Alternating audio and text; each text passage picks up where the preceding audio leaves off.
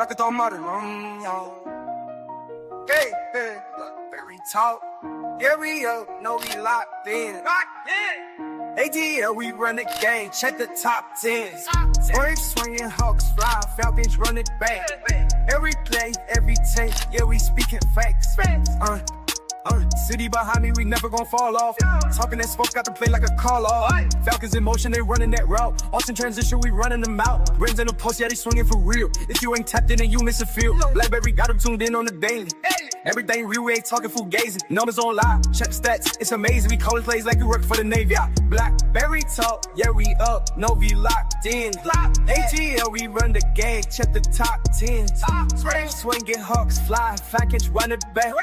Every play, every take, yeah, we speaking facts. Like,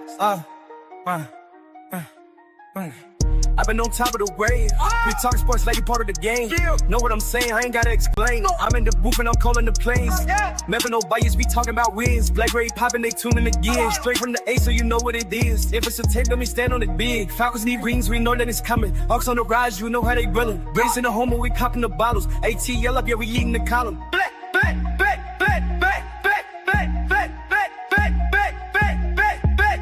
Blakberry talk, yeah, we up, yo, we locked in. ATL, we run the game, check the top 10. Braves swinging, Hawks fly, Falcons run it back. Every play, every take, yeah, we speaking facts.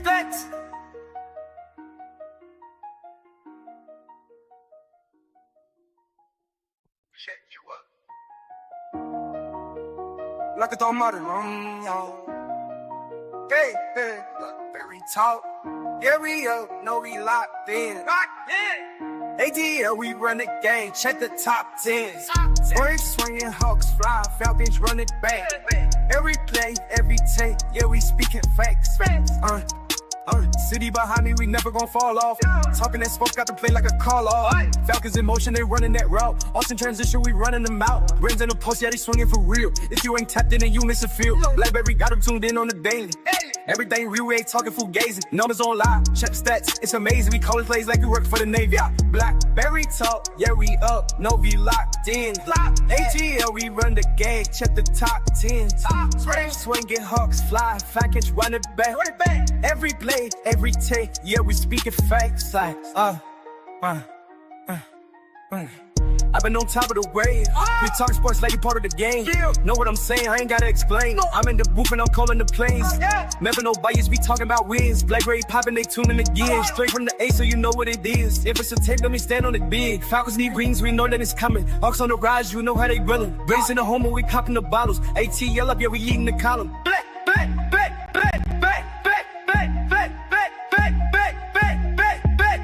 Blakberry talk, yeah, we up, yo, we locked in. ATL, we run the game, check the top 10. Braves swinging, Hawks fly, Falcons run it back. Every play, every take, yeah, we speaking facts.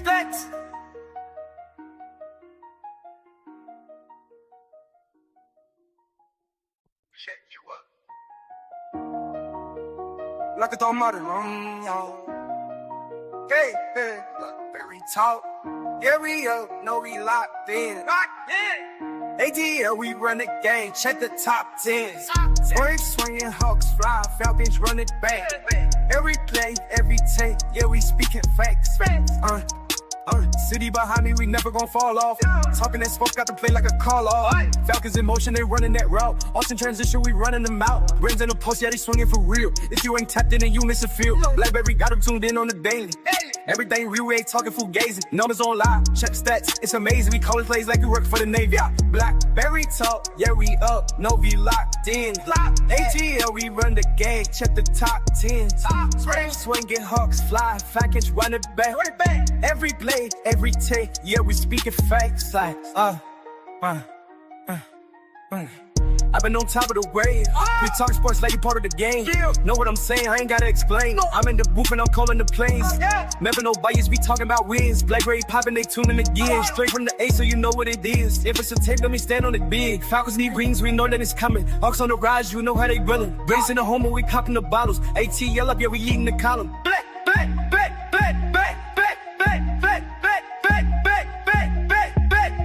Blakberry talk, yeah, we up, yo, we locked in. ATL, we run the game, check the top 10. Brave swinging, Hawks fly, Falcons running back. Every flag, every take, yeah, we speaking facts. Hey. Say. Let's be clear. Shoo! I had to die or die when you drive. Will make you need it up. Don't get out the life. The shed ain't on your wood. For 12 sticks of your farms, like that eat on my void. Better more terror. Bit clear till you back for. You been eating off and thoughts. I've been living off what you saw.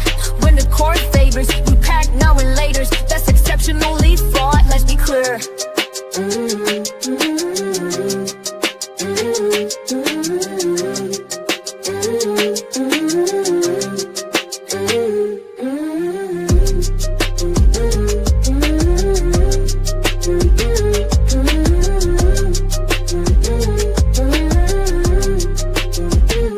Let's be clear.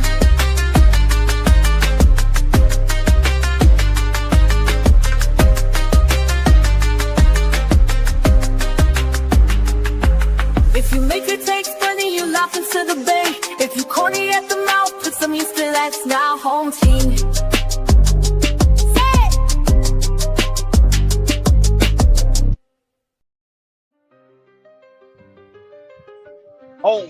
Home team. What's happening, home team? Welcome to another morning edition of Let's Be Clear, hosted by me, your boy, Blakberry Lorex. That's Blakberry, no C, just the K. Appreciate everybody that done came through. Appreciate everybody that's gonna come through when they come through. Don't do yourself a disservice.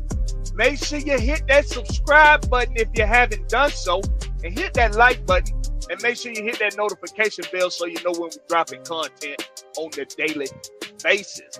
And don't forget to come in and chat on the lives or in the comment section and engage in the conversation.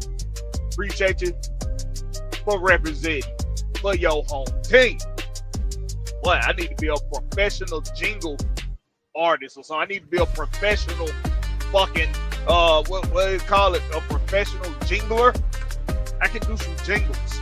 I need to be a professional promoter. That's what I need to be. Or professional spokesperson or some shit like that. I don't fucking know. But welcome to Let's Be Clear. Well, today we're being clear about the Knicks ain't gonna do that again. And I want to make sure I'm clear on that shit there. The Knicks will not do that again. The Knicks won't do that again. Tyrese Halliburton only had 8 fucking points. That will not happen again. The only person to score over 20 points for the Pacers came off the bench. That won't happen again. So, Knicks, let's be clear, you won't be doing that again. Series over after tomorrow. We're going on to the NBA Finals where the Indiana Pacers will meet the Oklahoma City Thunder. I just want to make sure I'm extra clear about that shit, Knicks fans. You only live in New York if you're a Knicks fan. Ain't no Knicks fans outside of New York. If it is, they hide it until they win it. Trust me, I know. Fuck the Knicks. Anyway. What's going on, everybody? We also gonna be clear about Raheem Morris. We're gonna be clear about something with Raheem Morris as well.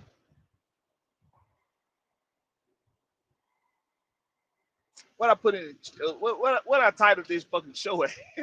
Hold on, I forgot the title of the damn show. What's the title, goddammit? I done forgot the damn title. Oh, God.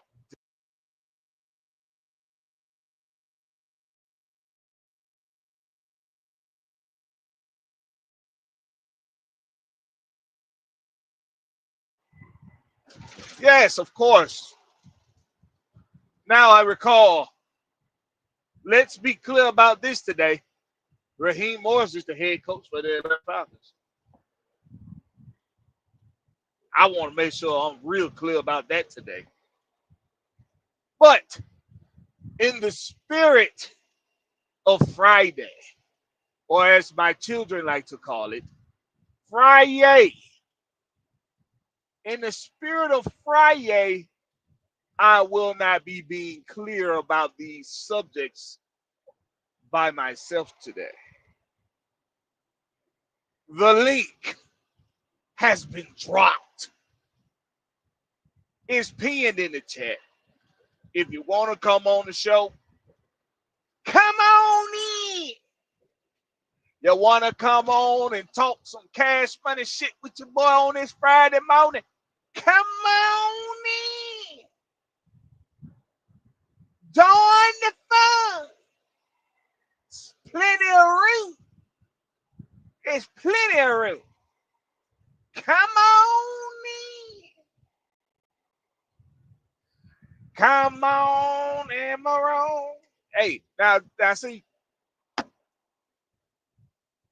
if you're too young to have been unheard that song, if you're too young to have been unheard that song, and you don't know it's a gospel song as I sing it, you would think that is something very wrong with your boy Blakberry singing the song I'm about to sing.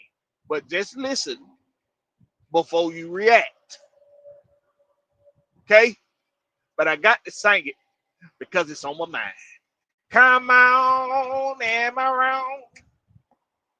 Come on, am I wrong? Jesus is my doctor. He gave me all of my medicine in my room. Oh shit. Yeah, oh boy. Hey, even as a young tyke, okay? As a young tyke in the church, not caring anything about church at the time, just really there because your parents making you go. For most of us, me, I know I'm a part of that percentage, that very large percentage of kids. But when the motherboard stood up to sing that song, yes, the motherboard, meaning everybody's over 65. When the motherboard stood up to sing that, man, they had the church rocking. You hear me? They had the church rocking when they turned on that one. When they not turned on, but when they started singing that, the motherboard stood up. How many we had in the motherboard? We probably had a good solid 12 in the motherboard. We had a good 12 in the motherboard. Solid good 12. When they stood up to sing that, come on, am I wrong? Come on, am I wrong? Jesus is my doctor. He gave me all of my medicine in my room. that last Rooney. In my room. Hey, boy, you can't tell me that didn't get you out your seat. You can't tell me that didn't get you up out your seat even as a young tyke. You can't tell me that didn't get you out your seat. You can't tell me it did. It sure enough got me up out of mind, boy. Even as a young tyke, I'm standing up clapping. I'm standing up clapping. I'm ready to go. I'm ready to go to the altar and everything after hearing that one, boy. Woo-wee. Hey, check this out. We're gonna show all the loyal compadres and compadres some love. Who all came in and showed some love this morning? Who we got up here? Who we got up in here? Who we got up in here? We got Bernard Cantrell in the building. What's up with you, Bernard? He say, what it do, home team? What's going on with you, Bernard Cantrell? What we got up in here? We got Larry in the house. It's just Larry. And that is all. That is it. And nothing else. Just Larry. What's going on with you, Larry? We got T. Terry in the building. What's up with your T Terry with the Tupac background? What's going on with your T Terry? Appreciate you for coming through. Appreciate you. Appreciate you, my G. A1 sauce. I'm so balls. Got a lot of sauce. Got a lot of sauce. A137 sauce. What's up with A137 sauce? Hey, I was listening to Travis Porter the other day, boy. I was listening to that Waffle House song. You remember that Waffle House song, Travis Porter? Breakfast at the Waffle House, 20 sausage biscuit. Hold on, excuse me, man. What? Come on, the sausage biscuit. Shout out to Travis Porter. Shout out to A137 sauce. Shout out to you, my G. Appreciate you for coming through. Who else we got up in the building? Who else we got? Oh, a treat. A treat to us all. Atlanta Falcon Nation Lady Bird of AFN, Christy Lewis, is in the building, ladies and gentlemen. What's going on, Christy Lewis? That's the homegirl. What's up with you, Christy Lewis? Appreciate you for coming through. Yeah, it's Falcon Friday, y'all. It's Falcon Friday, but it's also put some motherfuckers on blast Friday, too, because New York Knicks fans think they done did some shit because it's 3-2 now. Don't worry. It ain't a gentleman's sweep, but your asses is grasses after tomorrow. There will be no more fucking New York Knicks. It'll be done for. It'll be over with. They will not be doing that shit again. Tyrese only had 8 points. I think Siakam had like 12. Fuck out of here. That ain't happening again. That ain't happening again. I ain't even stunned it. Knicks fans might as well get over it. Because you take your ass home. We got Vonos in the building. Oh, I like that name. Vonos. Sound like something off of Gladiator. I am Vonos. What's up with your Vonos? He say, what's happening, home team? What's happening, Vonos? Appreciate you for coming through. Bono say, what he say, or he or she, I don't know if it's lady or female or male. Pinsky, let me over. Don't let me over or not, Pinsky? Come on now. Don't do me dirty.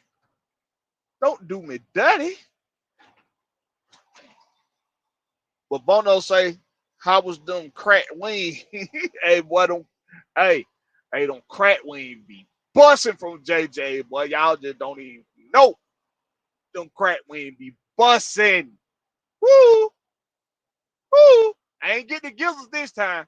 The next time I'm gonna get me them gizzards to go with them things. Put me some hot sauce, put me some Louisiana on that motherfucker, put me some tartar sauce, or some ranch, or I just do the ranch or the tartar sauce. I don't do the blue cheese. But I'm gonna put one or the other on that motherfucker, and that shit be busting. Them crab wings from JJ be busting, y'all. You hear me? Busting. We got Philip Crawford in the house. What's up with you, Philip Crawford? You say, what's good, fellas and gals? Don't forget about the gals, Philip. Got the gal. We got the compadres in the building, too, like my girl, Kristen Lewis. She in the building, too. She in the building as well. Let's not forget about her and the rest of the compadres that's going to come through. Kristen say, real or rich. Yeah, that's right. I got it. Hey, the link pinned in the chat. Anybody want to come through? Come on through. Come on in my room. Come on in my room. Jesus is my doctor. He give me all of my medicine in my room. Hey, boy, it used to trip me out. When the pastor, I don't know, I hope I ain't cracking right now. I hope my audio good. It used to trip me out because I know because my church, my home church is a family church. One of my great granddaddy, he my my great granddaddy. Is it 2 or 3? Hold on. My great granddaddy,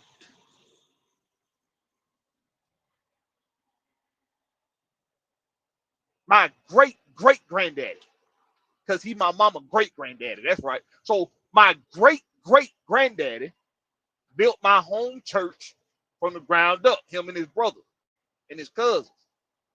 They built the church up. They built it from the ground up. It's a family church. So it used to trip me out. Like my cousin, he had a song. What was that song my cousin had that he led the choir with? My cousin Jim, who's now our pastor. What was that song? Oh, the Spirit of the Lord. When the Spirit of the Lord, that song. When the Spirit of the Lord comes upon my heart, I will sing like David sing. What? That's what? When my cousins when my cousins picked the mic up to sing that one, boy, he always got an encore from the pastor. Pastor Reverend Newby from Reverend Newby. Reverend Newby say, "You gotta sing that one again, young Jeremy. You gotta sing it again." But it used to trip me out. When the motherboard would stand up to sing,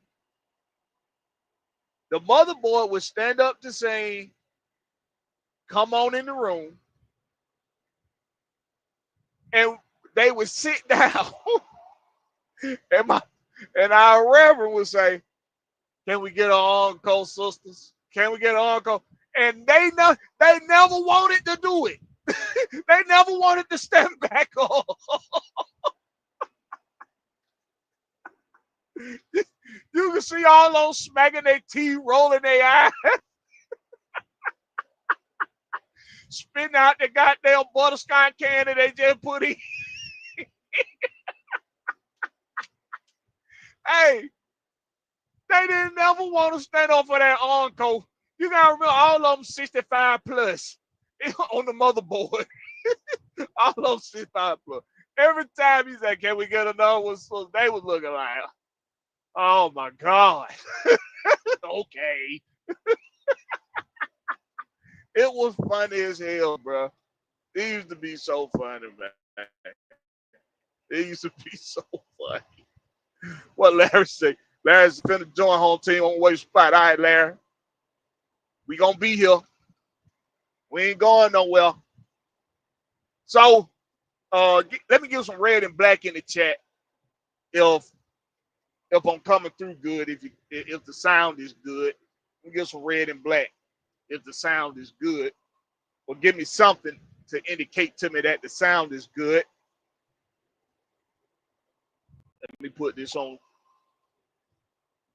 do not disturb. Somebody let me know the sound good here. Philip Crawford say the sound good. All right, got that black and red in the chat. We got that black and red in the chat now. I don't think anybody answered it. When I opened up Fan Speak last week or earlier this week, when I opened up Fan Speak, I did a reenactment of a skit that used to come on TV. If anybody remember this, tell me where it come from. And I'm just playing around with y'all for a little bit before we start talking some real shit here. But if you remember this, if you can tell me where it came from,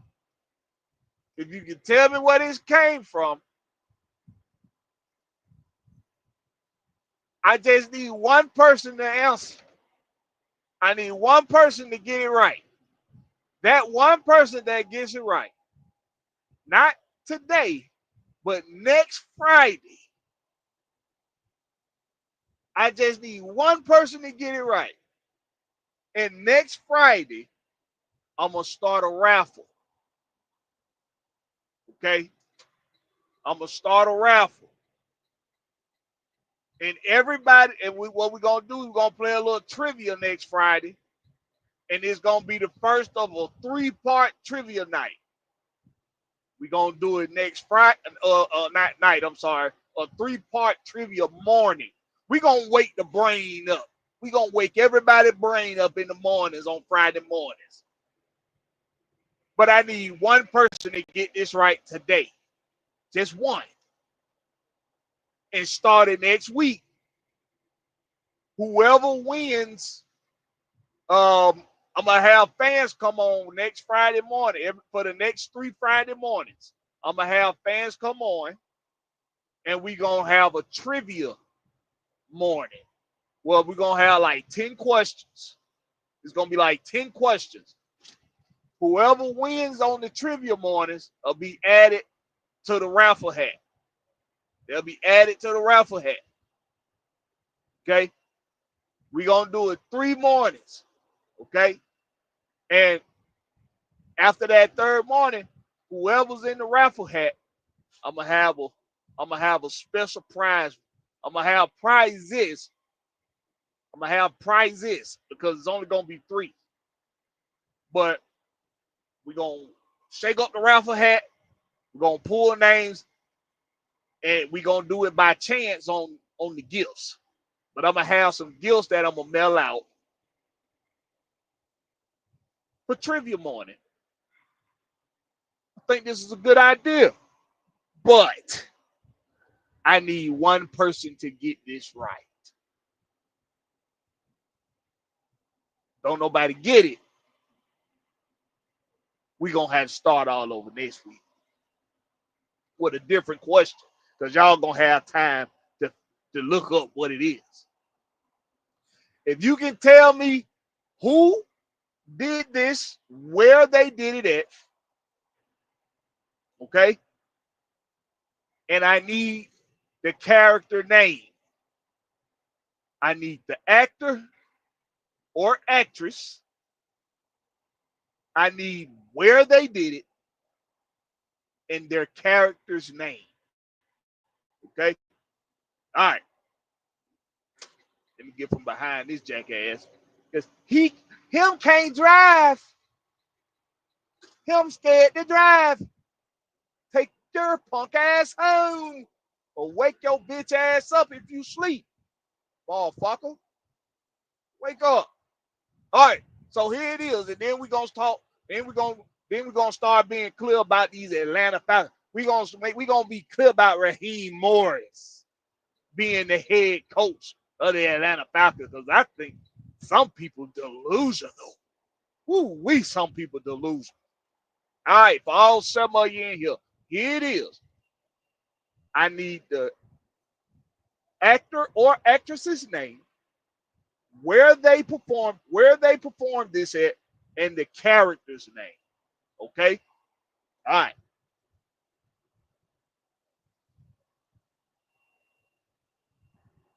I wrote a song about it. Want to hear? Here you go.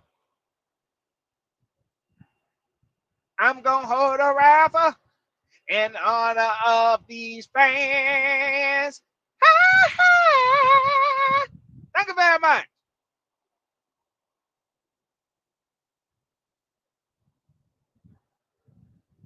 If you can tell me where I got that from.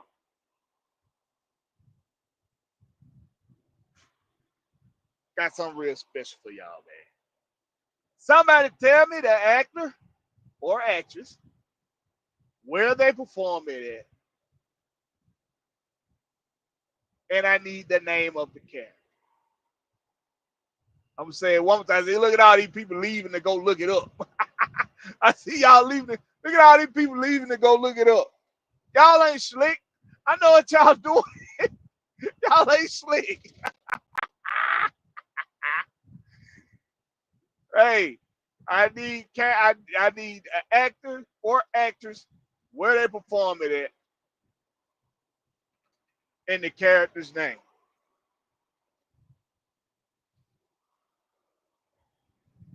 Nope, Philip Crawford. It's incorrect. I said one more time. I do it one more time. I wrote a song about it. Want to hear? Here you go.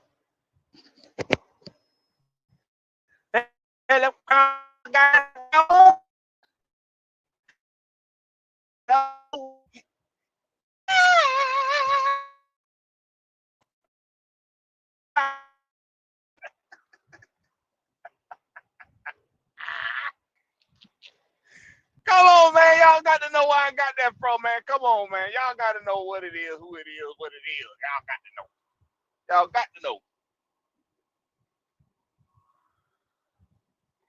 Anyway, while y'all figuring it out, should I put a time limit on this? I think I should put a time limit on this.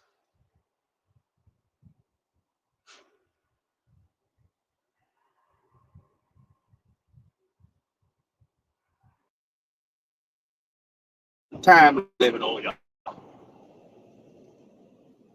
We in the line 31 minutes, 28 seconds. Dante Rose just said he couldn't hear me while I was breaking up. All right, hold on. I'm for that. It's these underpasses, y'all. Let me get out these. Let me get from under these underpasses. I'm gonna do it again. Let me get from under these underpasses, and I'm gonna do it again.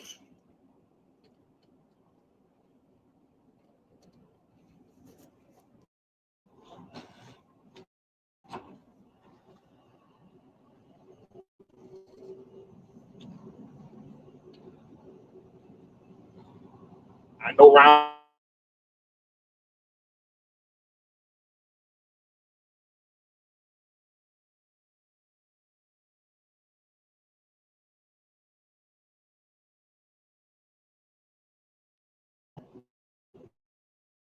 You gonna say they want to know what they might be winning.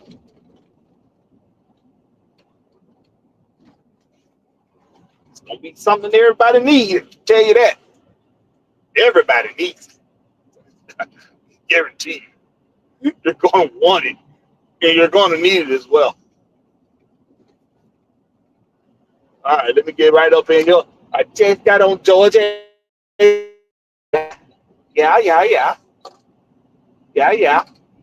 Right up in here for. Oh, yeah. Okay. So should be able to hear me now. Uh, or somebody, give me some red and black if you can hear me. And I'm gonna do it for you one more again.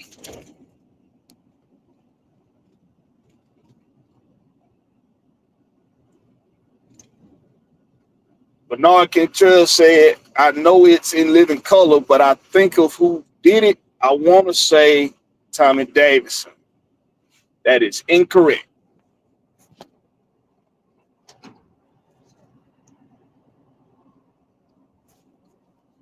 Hold on. Change is coming. Ooh, I got all the gospel in me today, boy. Ooh, wait. Hold on. Change is coming. Hold on.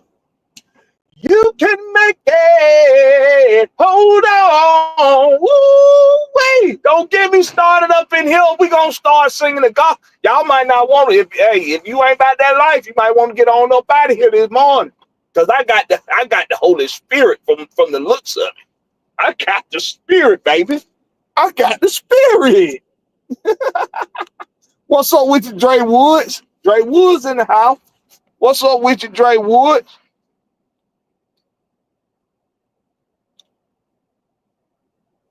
I'm gonna do it again, and then I gotta put a time limit on this thing. I'm gonna do it one more time.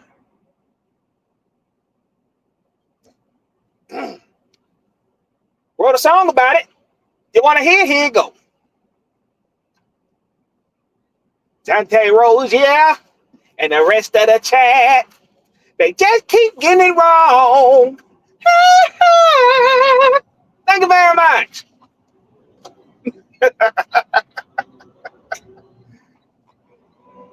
Who is it, y'all? Who is it? Who is it? I ain't giving no clues, neither. Nope, not Damon Wayne, Dante. Nope, not Damon Wayans.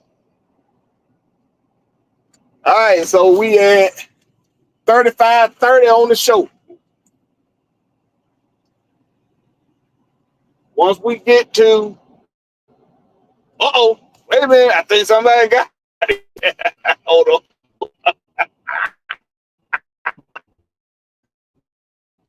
You gotta get the actor or actress, where it came from. I mean, what they did it at, and the character's name. You got to give me all. You got to give me those three details. Give me those three details.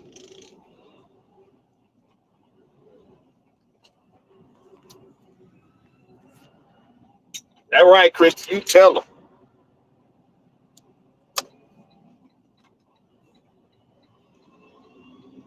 Yeah, I do. That for real. I really can. I be playing around when I be singing, but I can, if I really want to, I can sing. I can let these vocals rip, boy. I can rip. I can let these vocals rip, especially since I start smoking and vaping. Ooh, we boy, my boy. I can really, boy, I can take it there, boy. I can take it there like Trey Songz. Trying to tell you. Who we got in the house? What's up with you, What it Larry? do, home team? What it do? What's up, home team? Hey, hey, Larry. Hey, Larry. Hold on one sec. My audio fucked up. Hold on one sec. Somebody tried to call me. Hold on. Every time somebody try to call me, my audio fuck up. Hold on. I figured. That's who it was. It's always them. It's always them. Every time one person that is always them. Can you hear me, Larry? Yeah, I hear you now. All right, good. What's up with you, man? Hey man, another day of Falcon football, man. Another day of let it be clear. Yes, sir. Yes, sir. Yes, sir. On a bright and sunny Friday morning. What you got for us, man? What you want to talk about today? What you want to be clear about? I want to be clear on it. This is the first thing I want to say, man, because I've been paying attention to a lot of content creators and fans with this Raheem talk still. And I ain't gonna lie, home team, I'm sick of it.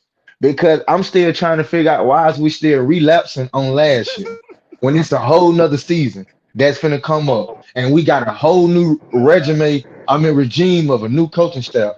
And our fan base and some of the content creators still talking about last year and last year, what he did wrong last year. I done looked at some of the little Falcons little breakdown videos lately of what they've been posting. One thing I done paid attention to, everything he did wrong, he been doing within the OTAs, is going over all that type of stuff. So Mm-hmm. I'm trying to figure out is the fan base and some of the content creators actually paying attention to what's going on with the team? Or we sitting back and just going with the flow, whatever somebody put out on the narrative?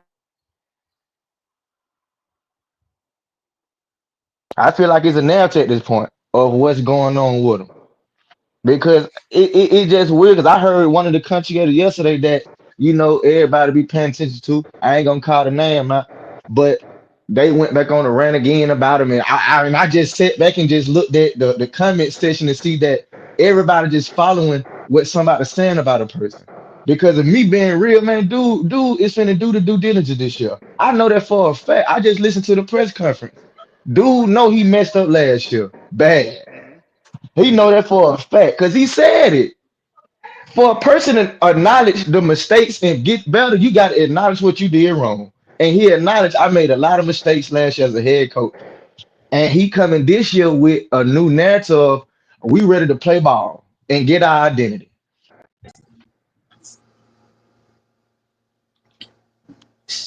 Facts. Everything you Also, just I said. see that they talking about. I don't know how true this is, but I seen it on a couple of Falcon writer pages and stuff like that about that the Falcons and the Dolphins are and the Steelers are in talk about a trade. And to be honest, I heard the trade is that if we get Jalen Ramsey, they get Kyle Pitts. I don't know how true that is. To be honest, I don't think that's true though, because it would be kind of weird that they say they're gonna keep him, and then all of a sudden you send him to Miami, and we get Jalen Ramsey, and the Steelers get Joe New Smith. They say Yeah. Um, do people know how many defensive backs we done signed this offseason? A Do lot. people do you listen? All right, now let's say that is true. Let's say that's true what you just said, Larry. Let's say that's true, and they really are in talks with Miami and Pittsburgh about getting some kind of three-way deal done to acquire Jalen Ramsey for Kyle Pitts. That would be the first indictment in 2025 against Raheem Morris for me. say that That one more would be the time. You broke first up. that would be the first indictment on Raheem Morris for me in 2025 if they do a deal where you get rid of an offensive threat or offensive option for another defensive back, and you done signed like 30,000 of them motherfuckers in this offseason. So, and it's the crazy part, home team, what you just said about them getting rid of offensive threat for a defensive threat after we just signed young guys that can come in and be the hybrid that they would want him to be, which would be Billy Exactly. Bowman, which would be Billy Bowman. That costs less and probably got a lot, and not probably, got a whole lot more trade on the goddamn time. Thank you. But it's kind of funny that damn, I just lost the thought. It's kind of funny that a lot of people are saying this now, that if we do make that trade, we need to make the trade because of they feel like Michael Penix ain't gonna be able to help Kyle Pitts and Kyle Pitts just a bust. And it's kind of still weird that like the steps of the progression with dude have not been what the fans wanted, not even the organization. But I know football. Mm-hmm.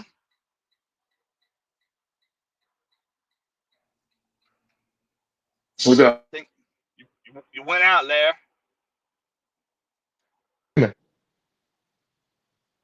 Yeah, Yeah, you going in and that. you can hear me now. Yeah, you good. Okay, but yeah, I can tell that Kyle Pitts haven't been locked in. And you know what Z-Rob said, Zach Robinson said, which was very true. His consistency is there if he just lock in. If he lock in, it's there. It's no way people think if we let Kyle Pitts go, this offense just gonna thrive like it did. It did when he went playing like that, which we still thrive. But I do feel like majority of why Drake, Mooney, and Ray got what they got was because of Kyle Pitts. He had a lot to do with. Listen, this is where I get that. Now I agree with you. Yes, he had a part to do with them getting one on ones and being able to get open. I agree with that for all three of them: Dre London, Ray McCloud, and Darnell Mooney. But here's the thing: you're gonna get the same.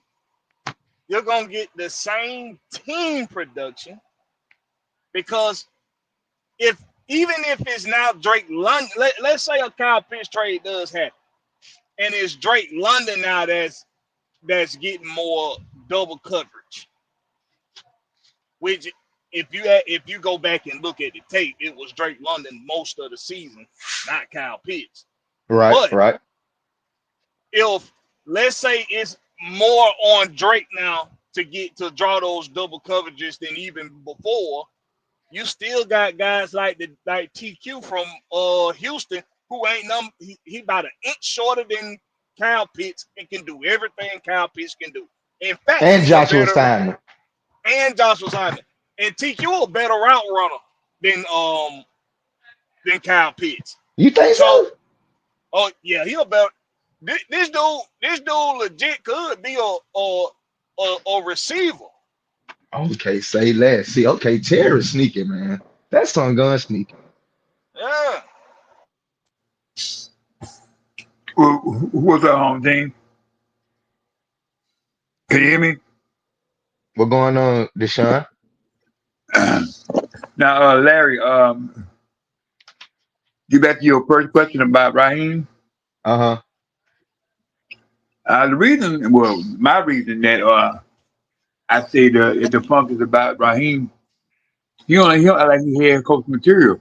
Most of the time, when the team is falling out on the field, most coaches will like either interact with the defensive coordinator, offensive coordinator, or they go directly to the person who's messing up.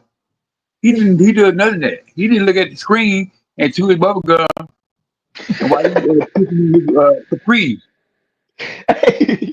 I ain't trying to laugh, fool, but y'all niggas say he chewing bubble gum. I mean, you watch the screen. I mean, you watch the screen. He's not really looking at the field. He's looking up at the scoreboard. And I seen my team going down the drain. Okay, dude, nothing to get me. He act like Olivia Pope, cause when the game was over, and he had his press conference. He had like he wasn't even there. He's like, yeah, the team doing good, and we messed up a little bit. Messed up a little bit. You lost about 20 points. What the hell you mean? Let's mess up a little bit. But what give you about him? It just seemed like, okay, you ever had that girl in high school that always in every guy face and everything, and all want to be seen? That's what he had like. He want to be seen instead of being involved. I hope this year he let his coordinators do their job and he put more input in it. And then I don't want to say nothing else about him.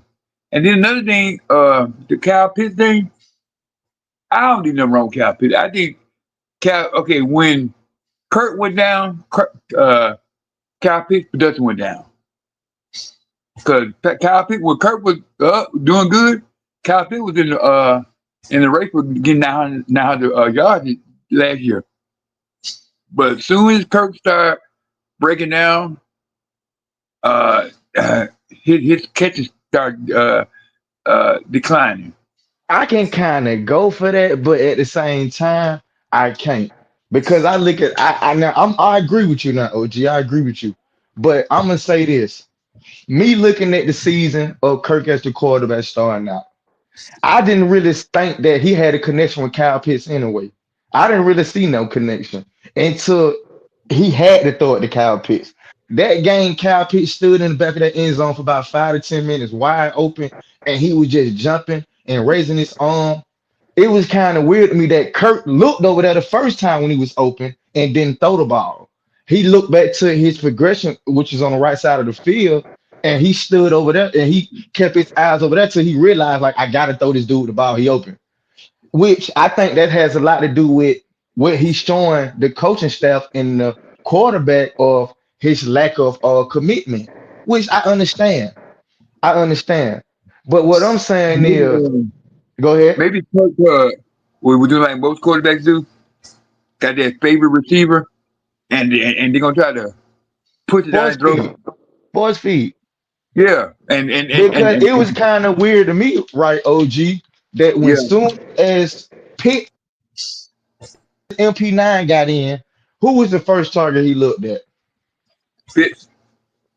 Thank you. Now, mind you, he's sitting on the bench the whole season, watching film, watching the game, and seeing the loopholes of what the offense is going through. So I seen him say that. I think at the press conference after one of the games last year, they asked Michael Penix, like, do you be seeing anybody open on the field? I think it was like they had a mic on one of the players around him or something like that. And he was like, man, these dudes be open on the field. We just got to get the And it was like, damn, if he's seeing this and this veteran on the field as our quarterback not seeing it, that's a problem. and the coaching staff not seeing it either. That's a problem. So I agree with y'all boys about Kyle Pitts got to step it up. But it Yeah. was kind of strange that as soon as MP9 get in there, that's the first person who he trying to get engaged with. Kyle Pitts, Yeah. Kyle Pitts, Kyle Pitts. Well, Cal Pitt did say when he first got in the league with Matt, he had an understanding with Matt, and that's why he made that thousand yard thing. He said, but he had so many quarterbacks that each quarterback got their own identities, and Yeah. so if you quarterback that love doing the wide receivers instead of tight ends, you gonna get less catches. But Kurt was a guy who loved on tight ends, but he fell in love with Drake, and he tried to prove something to us that he wasn't hurt. So he tried to do all them long bombs and stuff to Drake to fake us out. But we saw you had pain because the way your face looked. Like this ain't Yeah. ooh, Yeah. Oh ooh. God. I was telling one of the OGs that every pass Curry threw, even from the off season when they were showing him, the man looked like he was stressing to throw the ball. Yeah, he was in pain. And then See now, see now, not to cut y'all OG. Now I understand why the fan base feels some type of way about Raheem on certain situations. Where if we are fans and we can see that Kirk is struggling through the training camp and all that, and his facial expression is telling you this dude ain't got the power and the force to throw the ball deep like that. He using everything in them, and the coaching staff can't see that, or do they see that and they just like, damn, we rather keep him out here and let Penis really learn everything he need to learn. And when if it's time to put him out there, he'll I believe that they didn't want to eat crow. They wanted to keep Kirk out there because they didn't want to be embarrassed. Because to me, if I was the coach and I saw Kirk the first game throwing to the ground, oh, you need to sit down, partner. Hey, Sean, you want to know what? You want to know how I know they didn't give a fuck about being embarrassed or eating crow? You want to know how Go I ahead. know? Um, Because they guaranteed a 12-year statuesque coming off a torn Achilles quarterback $100 million and turn right around and drafted a quarterback with their with their first round overall pick. bingo. you're right. But That's how I I don't think know they didn't give a damn about saving face. I'm gonna say something else.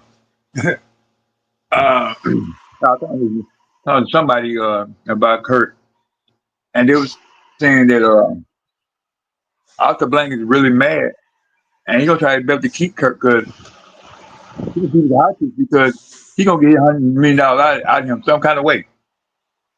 So that's why the trade ain't happened yet. Because like think about this, they had offers for Kurt, they just didn't do it. All that $7 million, $20 million, they ain't worried about that. Well, first thing Arthur first, he Blank, got to waive his no trade clause for anything. yeah. But I mean, somebody said something. I think it was you. Maybe Kurt is in cahoot with Arthur. It's crazy because home team, you remember the other day when we was on here with Rudy them, and Rudy said that the Falcons could have smoke screened this whole situation from day one. Yeah, yeah. And it's kind of making sense though. Yeah, It's kind of making sense. Cause it's like what team would not push the effort to get a quarterback out here after he done did everything he did? I mean, come on. You got to I'm think talking about this about stuff. Arthur ain't pushing the issue, period, to get Kirk out of there. Yeah, they might don't want him there, but they ain't pushing the issue. but let me just say something like this. Who who is the fans and who is the media talking about right now? Penix. What team? They talking about the Falcons. You know, Yeah. Yup. Talking about the you Falcons know, a lot. I'm yeah, you talking know about, 2 I ain't years gonna ago. lie, a lot, bro. A Yeah, two lot. years ago. 2 years ago, you better hear peep by us. But now, okay, we got Kirk the Ring nigga. We got Kyle Pitts. We making them we call that clout. chasing. We like, okay, we're gonna cause Everything good? we gonna cause some controversy in our account to get the attention we need. And look at it, they cannot stop talking about us.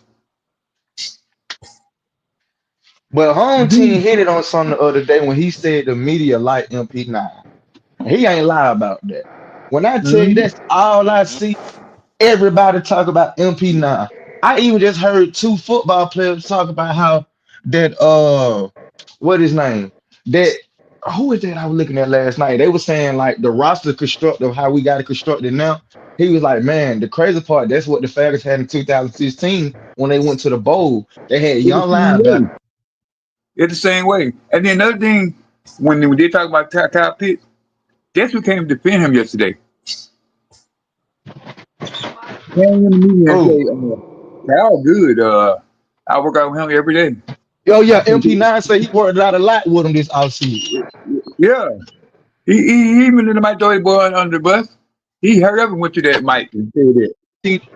But that's why I respect Penny because you can really tell he want Kyle on the team and he want to really work with Kyle to see where do their relationship take the team. Nah, And even with Drake and Moon, like Mooney yesterday, Mooney a couple days ago, he said they asked him, do you having the problem with penis? He said, no, the only thing we got a problem with is music. He like they don't like each other kind of music. He said, other than that, the guy good.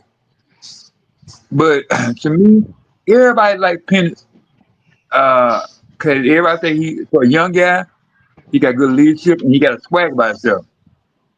And he might not talk a lot, but when it's time to talk, he will talk to you. And he said in an interview, like, if I feel like there's a problem going on, I'm gonna put you to the side. Do you hear Kirk saying that? No. it's kind of Kirk, weird that since this Kurt, what you want to call it, whatever you want to Controversy. call it, done, yeah, controversy that happened. That a lot of the players ain't even speaking on Kirk. The media of the Falcons ain't even talking about Kirk. It's all about MP9, MP9. How y'all feel about MP9? And I'm looking at everything, even the defense side of the players saying like, damn, the defense side of our team watching them like, damn, we got us some on that offensive side now. We ain't got to stress no more. Almost, almost as if they've been coached on not to talk about Kirk Cousins. Right. Okay. Okay. I can respect that. I can respect the home team. I can respect that. That it's the longer this goes on, the more it look like smoke screen. sabotage. The sabotage. The longer it go on, it look, but it ain't sabotaging. The Falcons ain't sabotaging themselves. No. They sabotage. They sabotaging the rest of the league. They duping them. They hoaxing them. Because for And all we know, and this I said this the other day. For all we know, Kirk Cousins goes to some real nice big ass fucking house in North Georgia. He sits. He goes about his life as though nothing is even happening. He has no intention on moving from that place. And we gonna be in December 2025, and he gonna be going to that same big ass fucking house in North Georgia. He gonna yep. be the highest paid backup in the history of football, and he's gonna be content with that because in December of 2025, he's gonna be the highest paid backup on a team that's probably going to win their division and make the playoffs and compete for a championship. Tell And them look, again, home team. Tell them again. if we went Super Bowl this year, here's what they gonna say. The Falcons played us. They really played us. Of They gonna course. say they duped they bamboozled and hoodwinked the fuck out of everybody. Yep. And for and I really hope it happened because I really want to stand in front of so many people and dare them to say something positive about Raheem Morris, the Falcons. Now that Sean Cotwell, I know you one of the ones that's real hard on Raheem Morris, but you know why I don't come back at you about it? You know Right. why I don't? Because I know when me and you really talk about it, we'll see each other's points, and we'll know where each other coming from. And at the end of the day, you don't have a platform to go back to and and react to our conversation. You see what I'm saying? Right. So I will tell you that everybody's agreed. Raheem fucked up in 2024. Right. He's even acknowledged his shortcomings in 2024.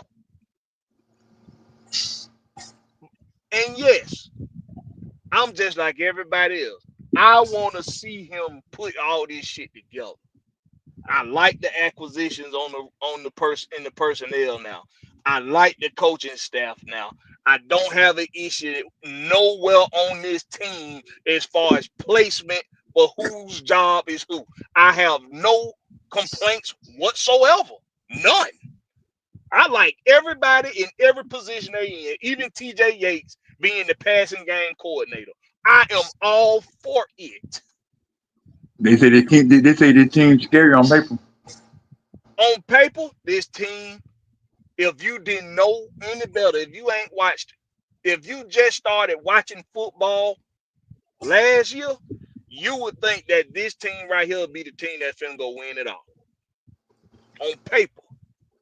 So I too want to see Raheem put all this together, but my guy Larry, he said something earlier. He said Raheem is gonna put what you said. I'm gonna paraphrase. He said basically say he gonna put all this shit together this year. He know Yeah. it because Raheem is acknowledging that he fucked up in 2024. He's addressing issues that occurred in 2024 in the OTAs. He ain't got to do that. He can wait till training camp when he know it's less cameras, less mics, and he can keep a lot of shit in house. He's choosing to let us see him addressing these issues now But you know in what, Blakberry? voluntary places. Go ahead. Yeah, you know what, Blakberry? I'm telling you how smart he. I never think he want a smart coach. I just think he do for the stuff. But Blakberry, I'm telling you what smart he did this year that he didn't do last year. What's Everything that? the media said he did wrong, he shut them up. They're talking about, oh, we ain't got no good linebackers. We only got linebackers. Oh, our defensive lines are bad. We only got people for defensive line. Mm-hmm. Oh, we ain't got no center. We signed center yesterday. So he's setting them up. But the main thing he do last year, he ain't doing that much talking. Yeah, he ain't need. I ain't gonna lie. He definitely ain't. He's not doing it. I guess I ought to say, hey man, you're a good coach, but you talk too much. Or he and not running his mouth and not and backing what he's saying up. It's some bullshit. Yeah, but I still say they bamboozling, sabotage the media and the other teams. Cause other teams talking about the Falcons, and they never did it. I mean, you got Cincinnati talking about them. You got Detroit talking about Atlanta.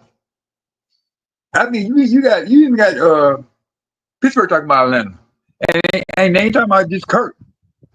These people are talking about like, dang man, you see the roster Went out Atlanta this guy? Sean. Huh? Yeah, went out for a second. Oh, they said you see the roster that the Falcons got? Man, they're gonna have a good season. Hey, y'all don't talk about us. What y'all talking about us now? You know, this comment, Chris say he's talking, but he's not snickering and grinning. Someone that schooled them on those interviews. I can agree. This what I think, and this is just my thoughts, just like those are Christian thoughts. These are my thoughts. When you first come into something, you know, you got a big job offer, you got the job accepted. You're inheriting a team that don't need a whole lot of building done to it. It's built for the most part on offense. It was built already. Defensively, you got a project on your hands, but you got a good special teams coach who's been consistent with the team. And you got a front office that's dedicated to giving you all the resources you need. So you inheriting a team that don't need a whole lot of building. You seeing what you got on offense. You licking your chops at the thought of being able to put a defense together that you can literally say is your baby, because you had AJ Terrell, you had Jesse Bates, and that is all. Grady Jarrett was not the same. In hindsight, he just wasn't the same. So you got a project on your hands with the defense. You a defensive minded guy. You licking the chops. You excited.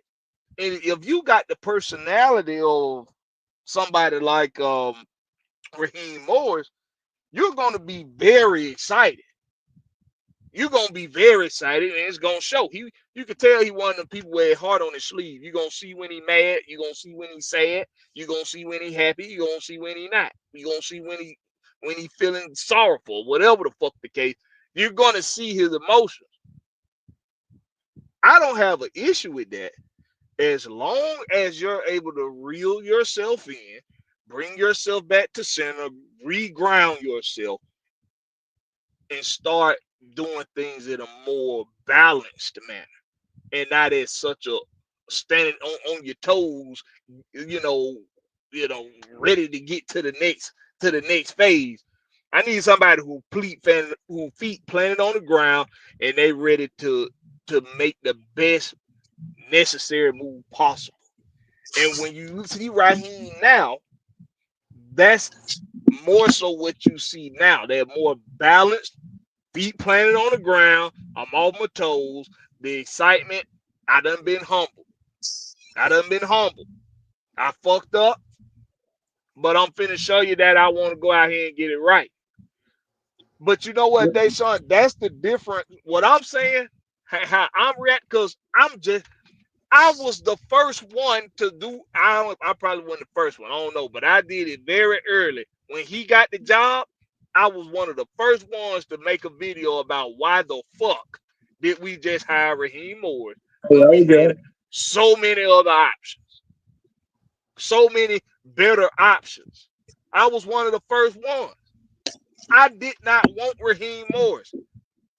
I don't even know if I still really want him, to be honest. But the difference, the difference between me and other content creators, and some of you fans, the difference between me and you all is I understand that it don't matter about how much I don't like what happened last year. It don't matter about how much I don't like think his resume wasn't good enough for him to get this job over other candidates. He's here. And if I'm looking at my team and saying, damn, this team can really do a lot, man. We can really go there. We can go to the top of this thing with this team if they put it all together.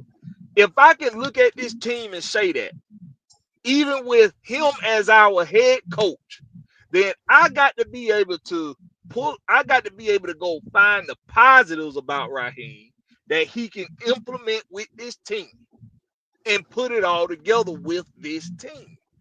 Because even if this time, we got to think, a lot of people making the case that, well, the team was practically put together before he got here. He inherited a good team. He just can't fuck. He just don't need to fuck it up. Well, so you trying to tell me he can be Steve Kerr? Because a lot of folks said the Golden State Warriors was already put together and built before he got there by Mark Jackson. Right. So if Arthur Smith is Mark Jackson and Raheem Morris is Steve Kerr, I see a dynasty in our future. I'm okay with that. He got flaws, but you can't tell me that when you go down his accomplishments, when you go down his resume, that you don't see a common denominator. I see a common denominator. He gets to Tampa Bay as a quality control coach. They got a good. He's a defensive back control, quality control or player performance or some shit. Some shit they make up for people that just go get the damn bags and the cones. Whatever shit they make up for them. I mean, in walkie-talkie. He's that, and but to be that, you still are a coach, and being around football for a long time. Even those coaches play a very detrimental part to the growth of players because they constantly talking to them. They constantly helping them out with fundamentals, helping them out with intricate details of the game to help them out in the game. They working with them outside of practice, after practice. Like these coaches are there for that. Yeah, go get with Coach Morris so you can work on your footwork after practice. He gonna get with your work. He was doing you do shit like that with players, and players earn respect. You earn a respect from these players, and over time, these same players they get inputted in other teams on other rosters, and they take those lessons with them, and over time, you got enough of those players still in the league. You got some of them that's coaching now. You got some of them that's a part of owner boards now that are talking about Raheem Morris. Oh yeah, Raheem Morris taught me a lot. And for somebody to discredit those lessons that have gave him that reputation for why he's the head coach of these Falcons now. No, he ain't here for the X's and O's. We already know that. He ain't an X's and O's coach. He is he's an inspirational coach. That's what he is. He left Tampa Bay, went to Kansas. That Kansas team upset that Longhorn team that consisted of Jamal Charles and Jermichael Finley. That was a damn good offensive Longhorn team that his defense helped defeat. That same season, the Tampa Bay Buccaneers went from one of the best defenses in the league to the 19th best to the 19th in the league. They go back and get Raheem from Kansas. He goes back to Tampa Bay and as the defensive backs coach. And they all of a sudden they the best defense in football again. We all know that secondary unit was damn good for Tampa Bay when he went back and won that championship. True. Look, I got a prime example.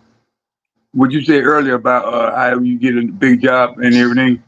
I remember my dance troupe when we got our first big tour, right? We were all teasing and we were trying to act like the people that been there before already. I mean, we partying, we doing everything they doing. And I mean, we just smiled from ear to ear. And then one day the group manager, not our manager, the rap group manager, like, we gonna have to let y'all go because certainly that we don't do here. And this is y'all last stop of the tour. And I'm like, what? My whole heart dropped. But from that moment then, the next group we got with, the Dan Behind, we did our own thing. We didn't follow what the other people did. So I think he listened to everybody at the media, like, okay, I'm gonna stop doing that. I'm gonna stop doing this. I'm gonna do me and be humble. Because that we had to do. And I can see that because from last year, rah-rah, to humble Raheem this year. Y'all see that? Humble, because he was rah-rah all last year. Yeah, let me tell you this. And the team doing this. I'm like, calm down, Olivia Pope. Yeah, look, I think that's the difference. See, I don't want to. It's a difference between motivating somebody by being, showing them tough love. It's another thing to be digging a grave for them, but claiming that you ain't trying to kill them. So I'm just digging your grave for you, but I ain't trying to kill you though. But I'm gonna dig your grave for you. Everybody acknowledge that the dude fucked up in 2024. But I'm not gonna pretend like he don't have something about him that makes people want to hire him as their head coach for their football team. He's a delegating coach. He's not gonna be hands on with every position group. He's not gonna be hands on. And see, that's the question I wanted to ask you, Deshaun, because you said something that it's kind of contradicting to it, because a lot of people are saying one thing and then they'll say this. So I'm hearing Raheem need to let the coordinators do their job. He need to let the other coaches do their job. But then on the other hand, some people, those same people are saying Raheem he didn't step in soon enough when he saw that they weren't doing the right things, when he saw they were messing up. Okay, So I got the answer. so for I me, got the which answer. which one is it? No, I got the answer right there. Okay, if I'm a manager at a restaurant, I'm later. All y'all do what y'all supposed to do. I already trained y'all. Y'all do what y'all supposed to do. But when I see you get overwhelmed, I'm not gonna let you drown. I'm gonna come in and help you. That's what he wasn't doing. He just stood there and let them drown. That was Okay, a can I get a take in on that? that was the head man Go supposed to do. ahead. And when I saw him do that last year, I was putting out everywhere. Raheem Morris not head coach material. I mean, you can see all on the internet and everything. I said that I because don't I don't think he let them drown. Okay, huh? because if we go let's start off on the offensive side of the ball. That's why he ain't being the head coach. He didn't let Zach Robinson drown. If we all gonna be real, he knew, Zach Robinson knew, Ted Fontenot knew, and Arthur Blank knew that Kirk was just gonna be a stability quarterback until whatever just went wrong. You think they didn't know that Kirk was not 100%? They knew he wasn't 100%. But at the end of the day, they wanted a valuable quarterback at the quarterback spot. So he let his offensive coordinator do his job. He didn't have to step in for zero. Okay, let's go to defense. I don't feel like he had to step in for Jim Lake because at the end of the day, you don't think he talked to Jim Lake way before the season started and came up on what he had to do and what Jim Lake duties was to be the DC first. So we all know, if we gonna be honest, that he had a conversation with Jim Lake and Zero about what their duties are gonna be as an offensive coordinator and defensive coordinator. Him What as he happened? want to be the head coach, he's him as he want to be the head coach, he's going to be a head coach and let his coordinators do their job. So he feel like he shouldn't have to step in because he hired guys that should be able to do the job. That's why he made them the offensive coordinator, defensive coordinator. So if we Larry. saying that he's not a competent head coach because he didn't come in and step in, you don't think he didn't step in throughout them games and say, this is what you need to do, this is what you need to do, and he still let Jim Lake run the show, and Jim Lake just didn't do his duties as being a defensive coordinator? So at the end No, of the day, as Raheem want to be the head coach, he came in trusting his coordinator. it's a thing of trusting, and it's another thing neglect. I can trust you to build a house because I trained you, but if you're not doing the job correctly and I don't say nothing, I'm neglecting it. And that's what he was doing. He was neglecting his authority. Guess what? Now let's say this. Now let's put this in a situation. Just say he stepped in as the head coach to put his hands on the defense. We all know he a defensive guru, defensive mindset of coach.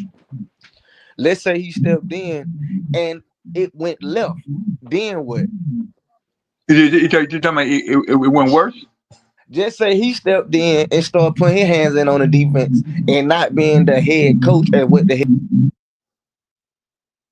Oh, I'm trying to see. You trying to say if he stepped in and it got worse?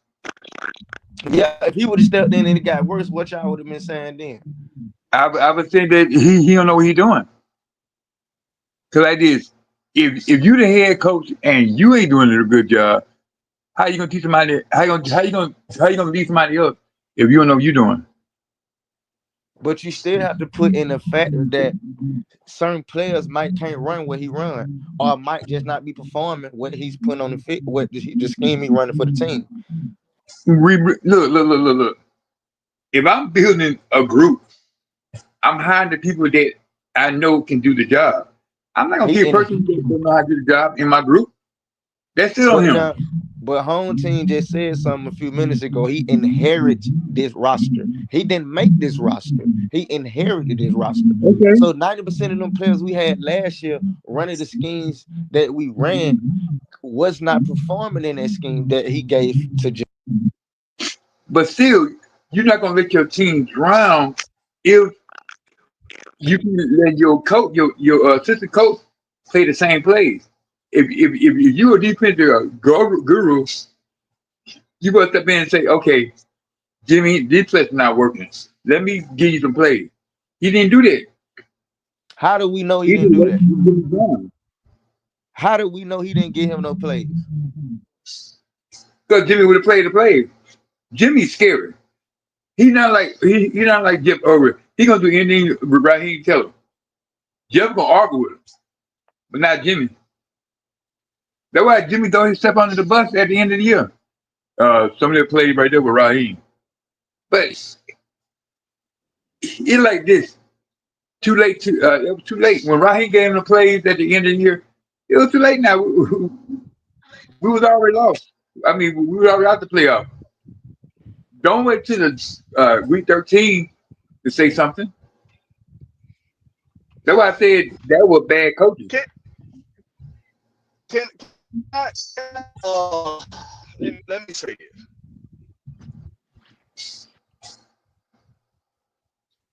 I said during the season, in real time, all this occurring, that Raheem should have made a move before. He should have made a move before that week.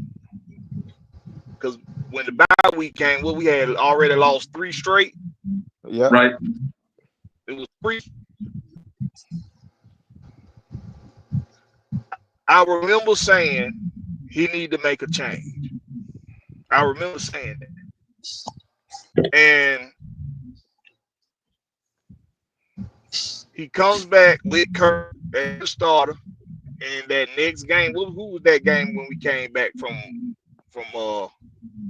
the bye?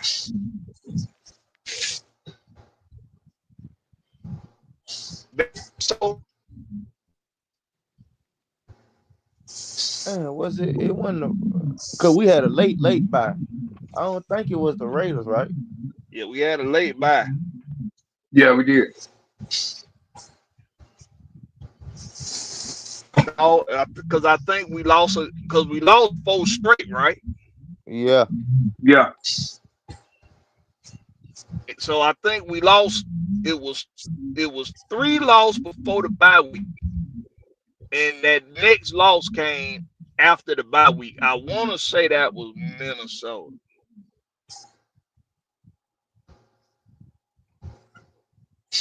Who knows? Somebody in the chat gonna. I'm finna look it up. Yeah.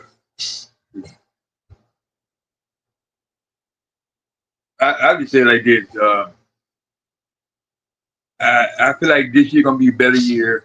It seemed like he humbled himself, and I think he gonna come around. It just to me, I just hope he learn from what learn from his mistakes. And even Blakberry did that. He did. So he acknowledged I know he acknowledged, and people told him, well, you did this wrong, you did that wrong. So I'm not really worried about this year. Only I worry about is uh, that nobody get hurt. Everybody just grind. Okay, I know Cause what it was. I know what it was. We lost two before the bye. That was that Skanks game, and that was the Denver game.